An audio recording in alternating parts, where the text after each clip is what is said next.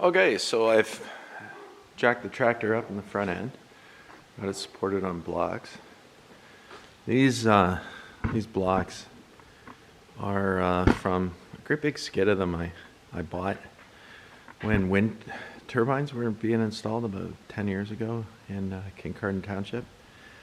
They were part of the supporting structure for the really large cranes that were raising those wind turbines, and after there was a company trying to get rid of them, and I bought a skid. At the time, Christine's like, "What are you ever gonna do with those?" And I've used them in so many different ways. You feel them. The odd one is a ironwood, and most of them are maple, but really useful blocks. Most of them are 8 feet long, and I've just cut a few up into these 2-footers.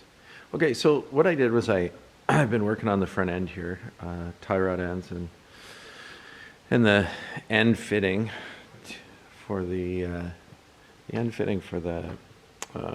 hydraulic cylinder actuating arm, and I had some pretty good luck there. Those were really rusty and brutal, but got them free. A couple days ago I soaked them with penetrating oil, and maybe I did it another time since then. But anyway, you can see the way I have that set up.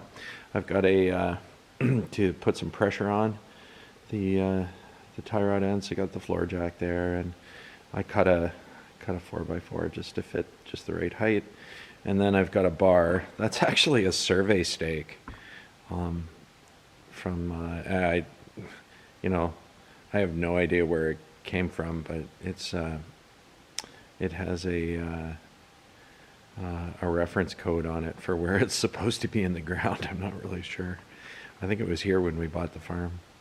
Okay, so what I did was at this point right here, I put the bar under the tie rod end, and I just put a block of wood in there to get the right height, under the bar, and then I jacked with the bar under the just under the bolt, and put a lot of pressure. Pretty much lifted the front end of the tractor up, and then I heated it with the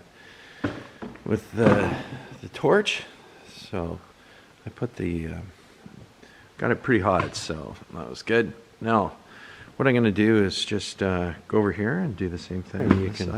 This one, I'm not going to put any pressure on it in any particular way. I'm just going to,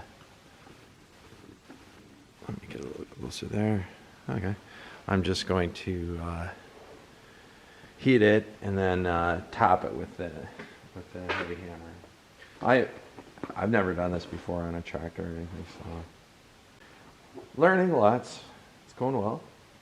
It couldn't get much uglier, I think, for if you're working on a tractor like this. Like, they're seriously rusted in, and somebody who owned the tractor before, I won't say Harry. I don't think Harry would do that. The guy I bought it from, but somebody just welded some other tie rod end to there.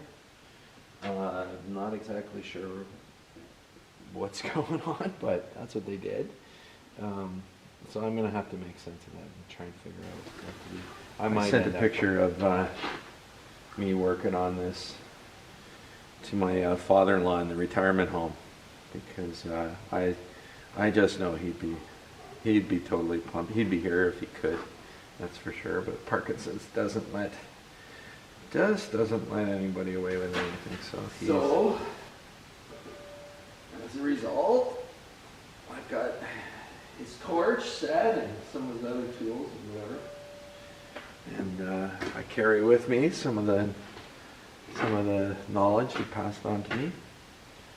I won't claim to know even as much as he forgot, but I try and pick things up from a lot of different mentors, that's for sure. I just think that's the way to go. So let's get this torch going here. There we go. Whoa. Put some heat on here.